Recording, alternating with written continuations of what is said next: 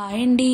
Welcome back to Bebamma రుచులు. ఈరోజు మనం బేబమ్మ రుచుల్లో గోదావరి చేపల పులుసు నా స్టైల్లో ఎలా చేయాలో చూద్దాం రండి. దీనికోసం ముందుగా ఉల్లిపాయలను, పచ్చిమిరపకాయలను, అలాగే శుభ్రం చేసుకున్న చేప ముక్కలను, మాకు శన కూడా వచ్చిందండి, చేపలో శనను శుభ్రం చేసుకొని పక్కన పెట్టుకున్నాం. ముందుగా స్టవ్ మీద కళాయి పెట్టుకొని అందులో ఒక 5 స్పూన్ల వరకు నూనె వేసుకోవాలి.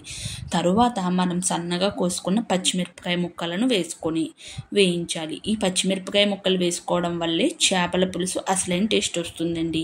అలాగే కాస్తంత జీలకర్రను కూడా వేయించి తరువాత ఉల్లిపాయ పేస్ట్ను కూడా వేసి అలానే కాస్తంత కరివేపాకును కూడా వేయాలి. ఇలా వేసిన తర్వాత కాసేపు బాగా ఫ్రై చేయాలి. కనీసం ఒక 5 నిమిషాల వరకు దీనిని వేపాలి.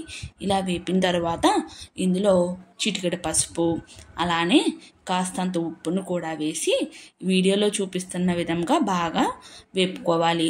ఇది ఎప్పటి వరకు వేగాలంటే ఉల్లిపాయ నుంచి నూనె సెపరేట్ అయ్యే వరకు బాగా వేయించుకోండి. ఇలా వేయించుకోవడం వల్లే చేపల పులుసు అసలైన టేస్ట్ వస్తుంది. నెక్స్ట్ మనం ఇందులోనే మసాలాను కూడా యాడ్ చేసుకోవాలి. నేను ఏమైతే మసాలా యాడ్ చేశానో మీకు తెలియాలంటే లాస్ట్ వరకు వీడియోని చూడండి. అలానే లైక్ కూడా చేయండి. ఇలా వేసిన తర్వాత బాగా ఫ్రై చేసుకోవాలి. ఇది కూడా నూనెలోంచి తేలే వరకు వేపుకొని నేనైతే 4 స్పూన్ల కారాన్ని యాడ్ చేసుకున్నాను. మీరు కారం ఎక్కువ తింటే వేసుకోండి. మనం లాస్ట్లో సరిపోకపోతే మరలా యాడ్ చేసుకోవచ్చు. కారాన్ని కూడా నూనెలో తేలే వరకు బాగా ఫ్రై చేసుకోవాలి.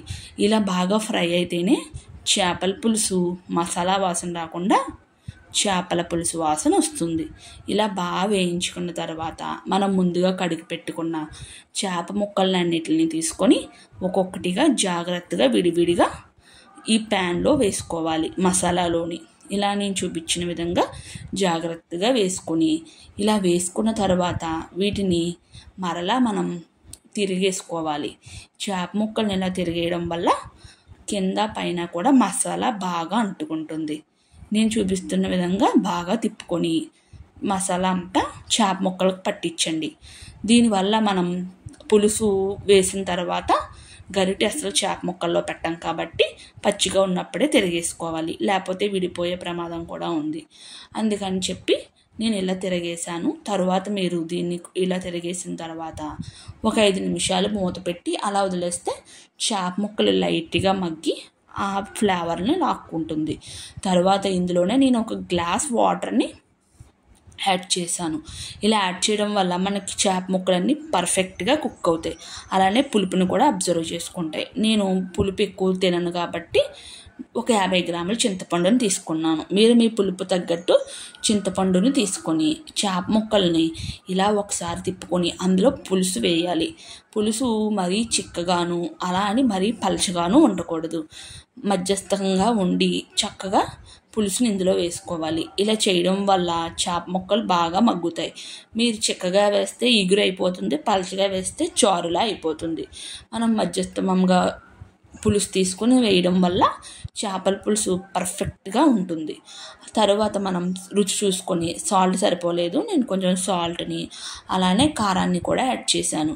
ఇలా యాడ్ చేసుకొని ఒకసారి తిప్పుకొని 10 నిమిషాల పాటు దీనిని మూత పెట్టుకొని ఉంచుకోవాలి. ఇలా మూత పెట్టుకొని ఉంచిన తర్వాత తీసి అందులోనే మనం ముందుగా కడిగి పెట్టుకున్న శన ఏదైతే ఉందో అందులో పులుసులో శనను వదిలేయాలి. దీనిని గరిటె పెట్టి కానీ ఏమి పెట్టి తిప్పకూడదు.